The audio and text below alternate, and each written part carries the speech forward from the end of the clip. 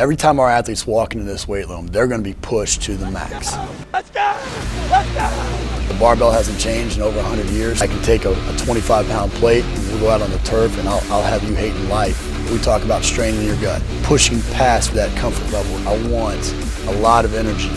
What better breeding ground is there?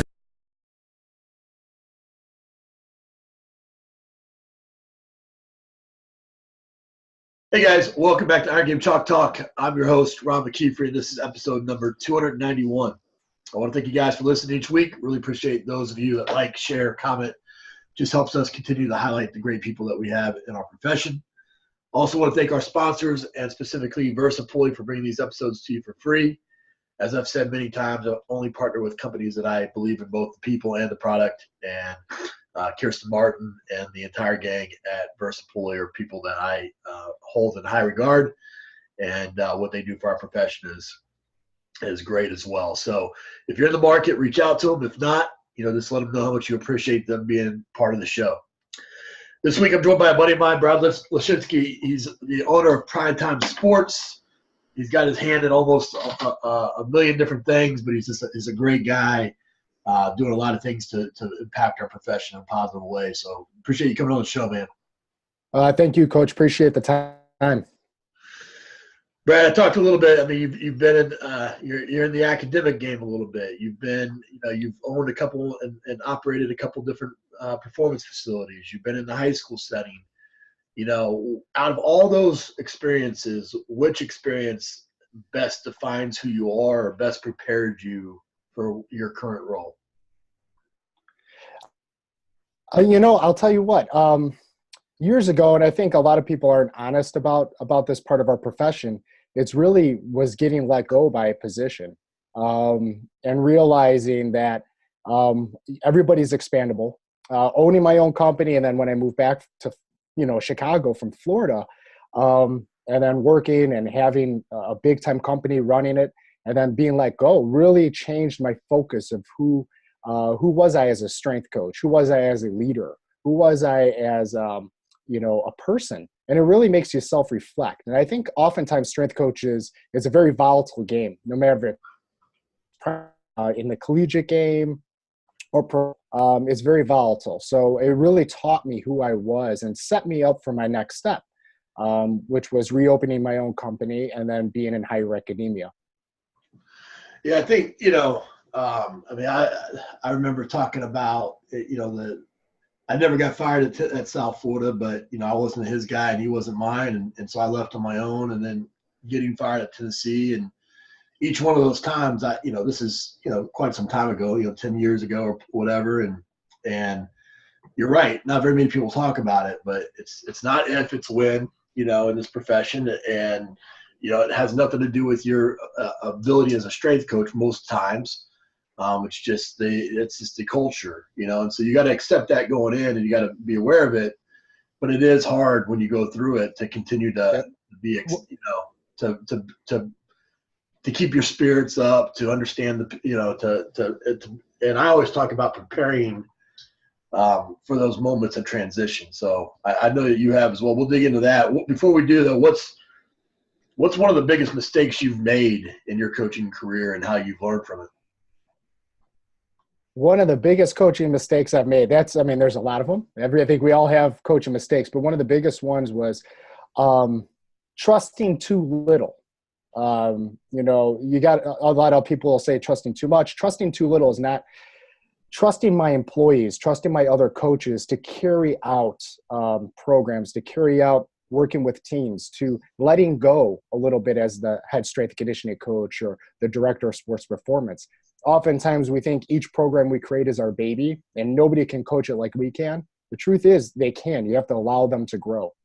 So not holding back my employees and trusting a little bit more than I should have back in the past. So I think that's a key thing in being a good leader and being a good director of a program is to trust your people around you.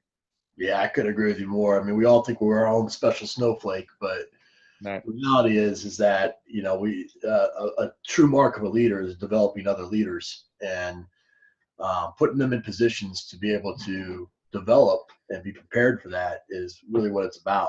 And so I often would find times to let them lead a warm up, to let them lead the message before the lift or the message after the lift, or go to a staff meeting with me and contribute or present or whatever it may be, just so that they can experience some of the things that you had to do on the dot, because it's really the job. I mean, that ends up being the job when you're a leader. Is defining that culture and directing the program, and that's the things you don't get exposed to if you don't have a good boss. Right.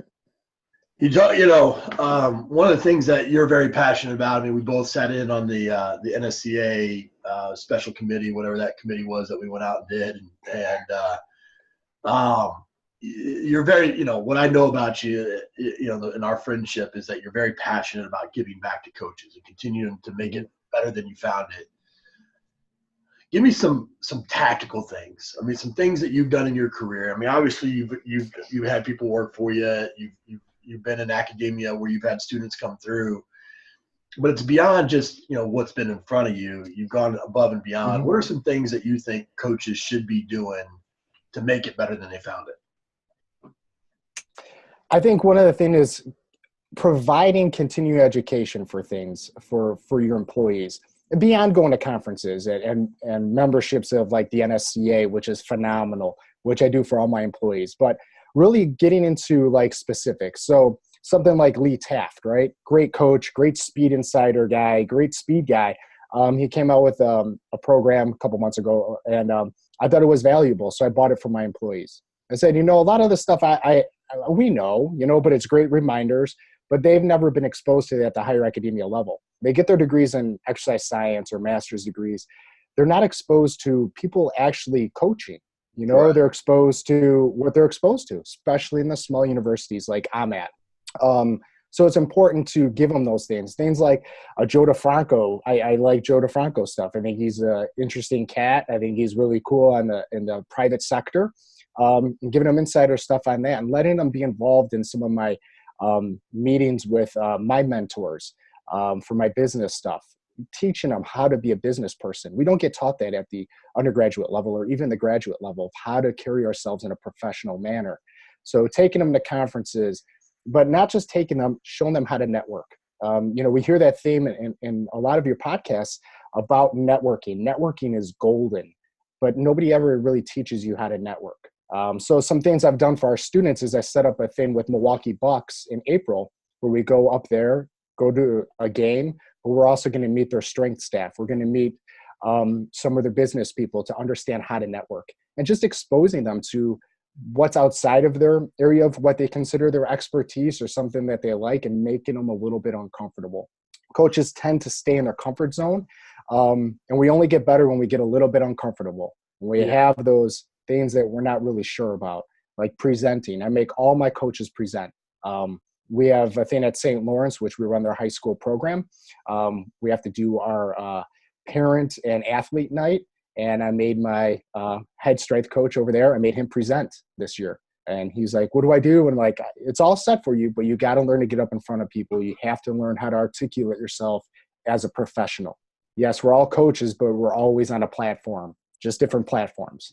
I've seen you present. I've seen some great presenters. I mean, guys like Martin Rooney are phenomenal presenters, but it takes years to perfect that. The younger we can expose our coaches and our young coaches that, the better they're going to be. Yeah, no, I agree with that 100%. We have the NSCA coaches conference coming up here pretty soon. I don't know if you're going to be at that or not, but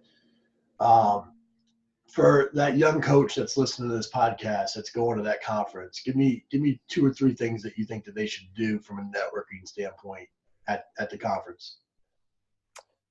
Yeah, hopefully we'll be there on a Friday. So we got the little one. My wife is going back to school, so hopefully I can get out of town for a day. I think one of the first things is introduce yourself to some of the bigger names in the NSCA. Go say hi to Scott, Coach Caulfield. Great guy, very open. Go visit the tables, introduce yourself. When you're sitting in on a lecture or a presentation, ask a question. Oftentimes when I've presented, you presented, does anybody have any questions? It's, sometimes people have no questions. And we all know people have questions when we present. come into it with a question ready to ask, and then speak to 2 or 3 people after the presentations to see if you can observe them in their facility or at their university. I've never met a strength and conditioning coach that will say no. I think that's one of the biggest things for us. So big things is, introduce yourself to the NSCA coaches, especially Scott. Ask questions at presentations and then talk to those presenters afterwards. If you're dying to know how they get on that stage, ask them. I've asked you about it. How do you get more presentations? There's nothing wrong with asking questions to find out answers, or else you're just left wondering. Yeah, absolutely. I think it's the one thing that I want people to hone in on that is setting up the next thing. So many times you meet somebody in an elevator or at a bar or whatever, and it's, you try to impress them in that 30 seconds, 2 minutes, whatever you have, but there's no follow-up, and so, right. My whole, the advice that I give people is all about, you're never going to make a lasting impression in 2 minutes. It's not going to happen. And so find the way, and basically, I would shake their hand and say, hey, coach, can I call you in a couple of weeks, or can I go visit you in a couple of weeks? And then, now you've got a little bit more of a concentrated time. You've been around me in conferences. And I'm not trying to be like, Mr. Pompous, but it's hard for me to walk, 2 or 3 steps without either running into somebody I know or somebody coming up to me. And, it's everything I can do just to remember the last person I talked to, let alone, right. who you are 2 months down the road, and so setting that up, I think, is a critical piece. You're at St. Lawrence, do a lot of work there on top of the academics and on top of your business, but working with high schools, working with high school athletes, what do you think are some of the biggest challenges, and what are some of the ways that, coaches can go about creating opportunities at the high school level? All right. So it took me about 2 years to get into St. Lawrence. So that was with numerous meetings with the president and with the AD. Some of the biggest hurdles is getting the sport coaches involved in buy-in. We often talk about athlete buy-in. At this next level, it's really about getting sport coach buy-in at the high school level. While we're on staff there, there's 3 of us there. I'm the director of it. It's my job to build buy-in with those sport coaches. And it's really going in and being respectful of their current program. I always tell my sport coaches when I walk in, I am not going to come here and just take your program and throw it in the garbage. That's not my role. My role is to coach the kids and gradually bring into our program based off of assessments, based off of surveys of who your kids are and where they want to go. I'll give you a perfect example. We went in the first day and we watched the football team max out, right? So it was deadlifts, squats, and bench. Some of the worst things I've seen. My job was not to just immediately go in there and berate the coach and say, what are you doing? How come you're not coaching these things? It's to teach the coaches as well.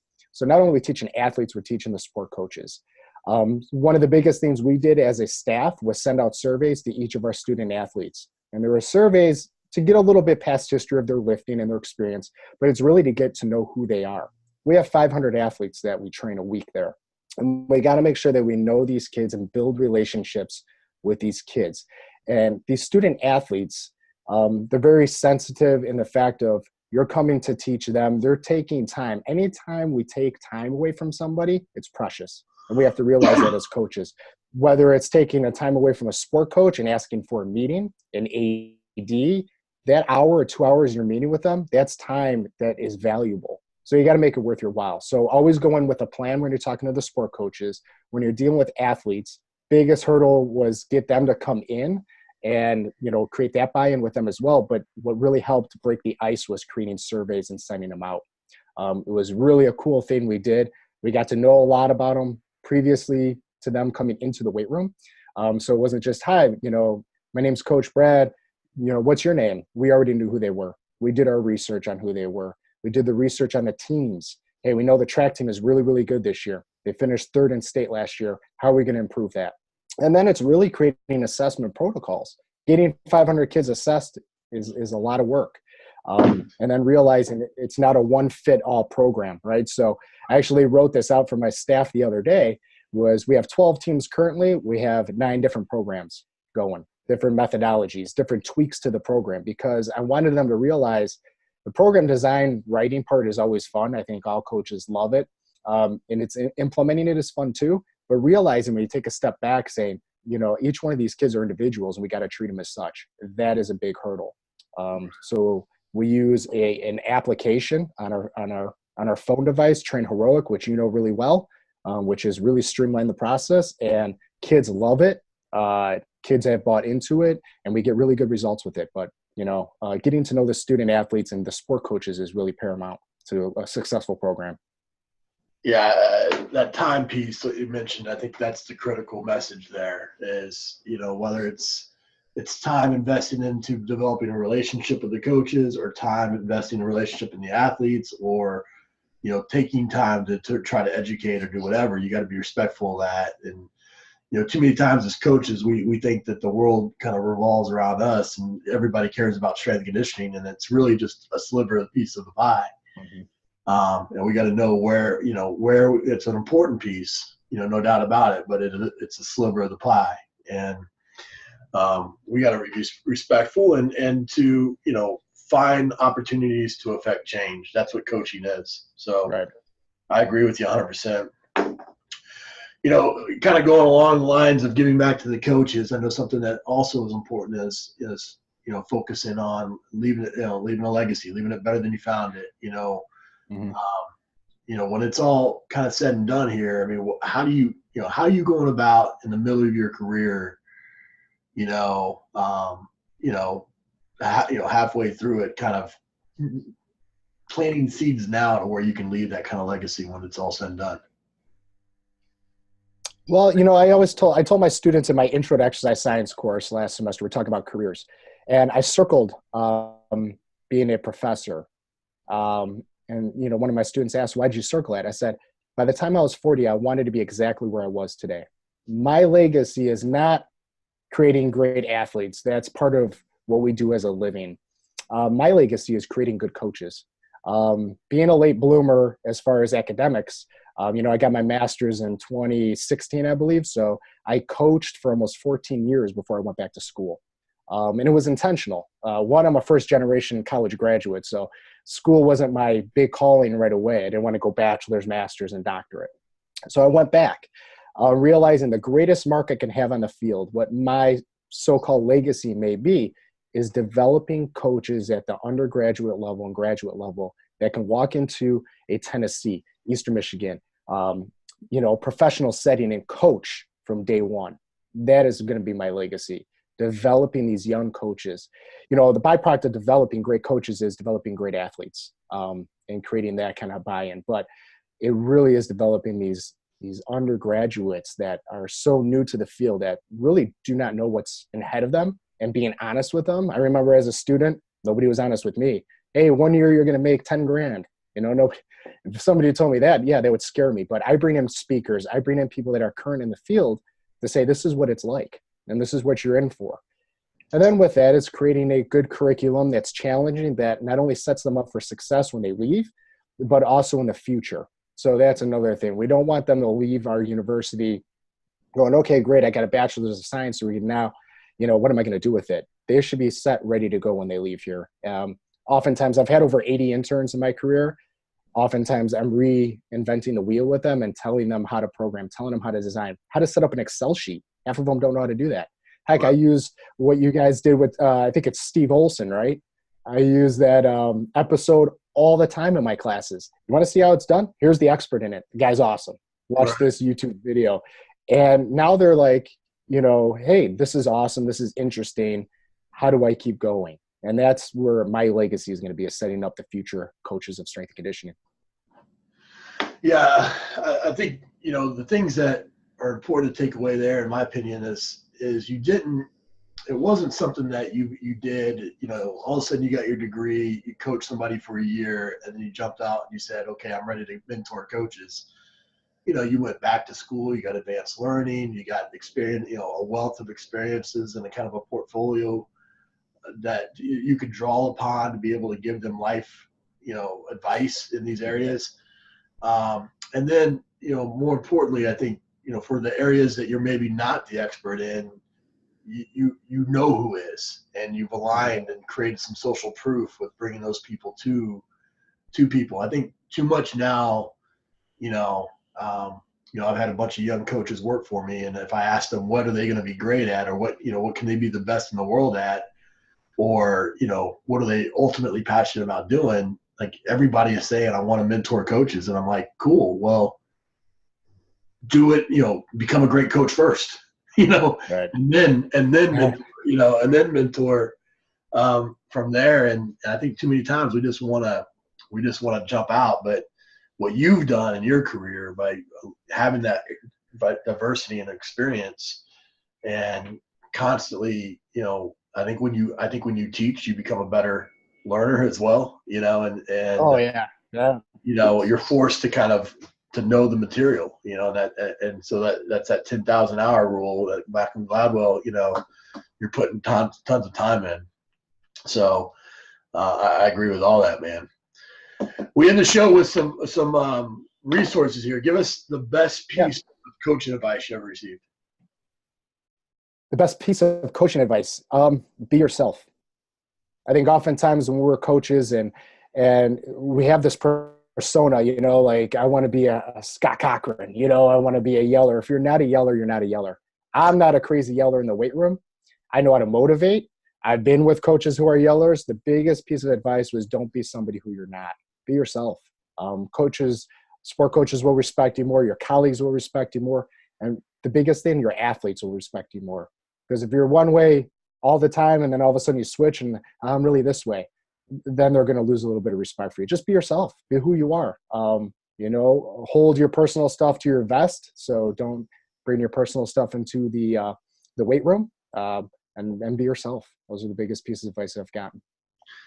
Give us a book, app, and website recommendation.